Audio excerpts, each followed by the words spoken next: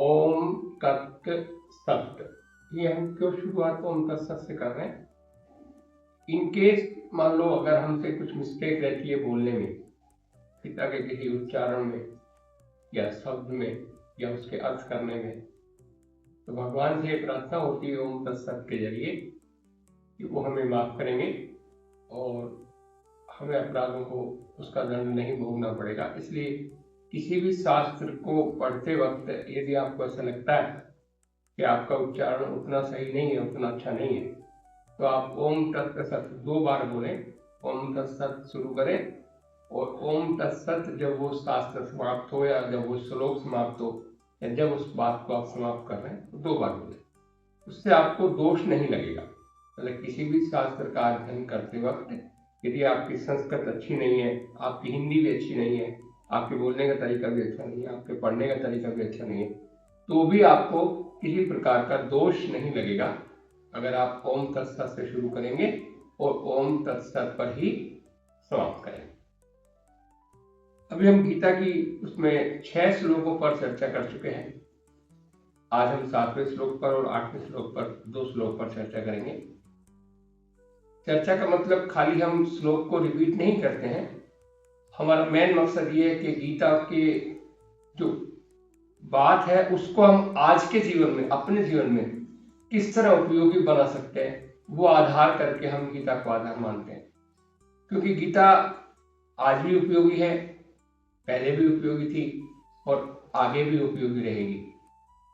कोई कहता है गीता 5000 साल पुरानी है। नहीं, गीता 5000 पुरानी नहीं है, गीता तो उससे पहले की है, सनातन है।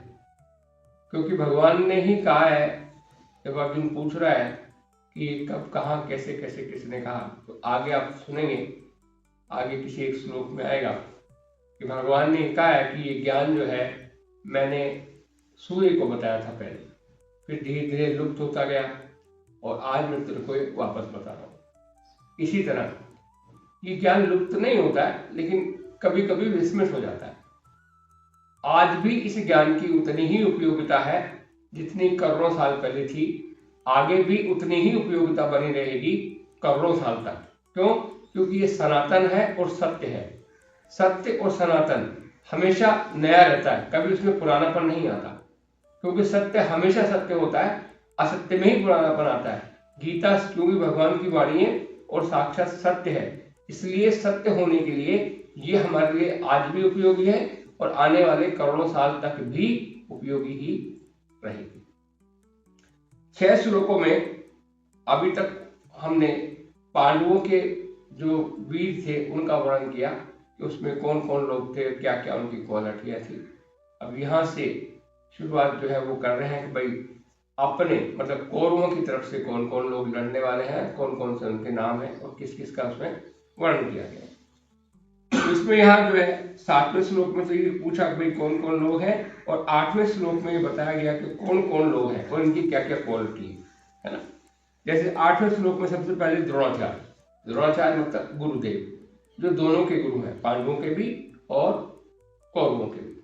पितामह मतलब वो पर्सनैलिटी जो अपने आप में पूर्ण है, किसी भी युद्ध में आज तक वो हारे नहीं, मतलब जितने भी युद्ध उसके पहले उन्होंने किए कभी नहीं हारे, और उन्हें मृत्यु इच्छा का वरदान था कि जब वो मरना चाहेंगे तभी मर पाएंगे, वरना उसे कोई मार नहीं पाएगा।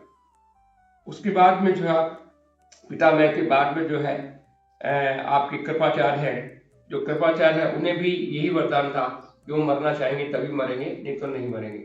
ऐसे अश्वत्थामा गुरुदेव का पुत्र है अश्वत्थामा, उसको भी ये वरदान था कि वो जब चाहे तो ही मरेगा, नहीं तो वरदान उनको मिला हुआ है। और अश्वत्थामा आज भी ऐसा माना जाता है कि अश्वत्थामा आज भी इस संसार में मौजूद है, जीवित है। विकर्ण है, सोमदत्त है, भूरिश्रवा है, ये लोग उसके इनकी तरफ से, मतलब ये लोग 2 कौन थे, बाकी तो सब वीर हो गए, ये धर्मात्मा लोग थे। क्योंकि ऐसा मानना था कि भाई पांडवों की तरफ धर्मात्माओं की संख्या ज्यादा थी, तो दुर्योधन ने ये बताने के लिए कि हमारे तरफ से भी जो है धर्मात्मा लोगों की कमी नहीं है, ऐसे और भी हमारे साथ लोग हैं जो हमारी सभा में भी, हमारी तरफ भी हैं और वो धर्मात्मा भी हैं। तो 2 नाम बाद में बताए गए, वो दोनों धर्मात्मा के रूप में माने गए। तो आज हमने सिर्फ इतना सा परिचय दिया इनका 2 श्लोकों में कि भाई कौन कौन उधर थे। पहले 6 श्लोकों में ये रहा, आज 2 श्लोकों में ये रहा कि कौन कौन इधर इनकी तरफ से, कौरवों की तरफ से महान लोग थे, जिनके लिए जो लोग लड़ने के लिए तैयार थे। ये सभी अपनी अपनी पर्सनैलिटी थी। एक और चीज आप देखिए, धर्म और अधर्म। धर्म और धर्म क्या है?